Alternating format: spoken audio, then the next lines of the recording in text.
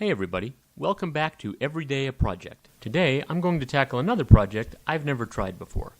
I've done my research and it seems easy enough. I've been hearing a squeak coming from under my hood recently. I replaced the belt just a couple months ago, so I knew it wasn't that. It turned out to be the tensioner pulley. The old one was worn out and needed to be replaced.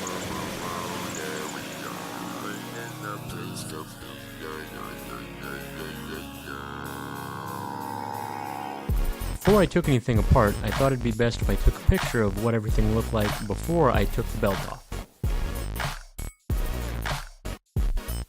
The pulley had a square hole on the front that fit my 3/8" ratchet.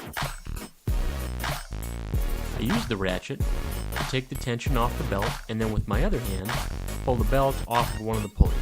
I was careful not to get my finger in between the belt and the pulley while I was holding up the tensioner with the ratchet, just in case I slipped.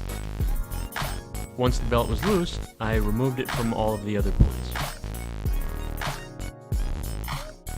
There was only one bolt holding the tensioner assembly on. It wasn't very tight, and it came out pretty easily.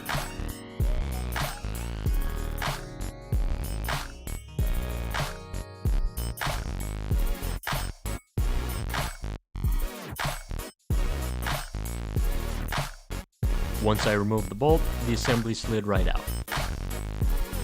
That hole on the top right aligns with a post in the tensioner assembly, keeps it from turning, and allows you to only use one bolt to hold it on. Time for the unboxing of the new part.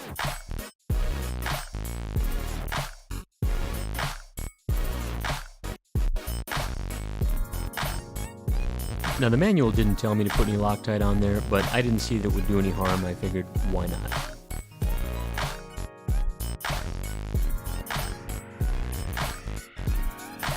The new tensioner assembly went on easily. I just had to make sure to line up the post on the tensioner with the hole in the mount.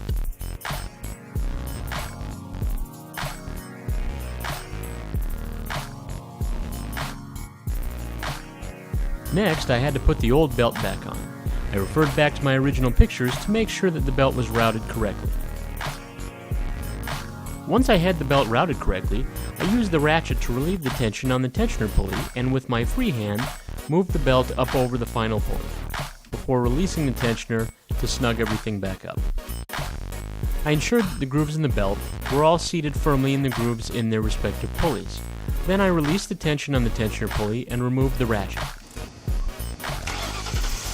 Once I had the belt back on, I fired up the engine to see if that fixed the problem. Yay! Smooth as silk, no more squeaky engine. Okay, all done. Close the hood.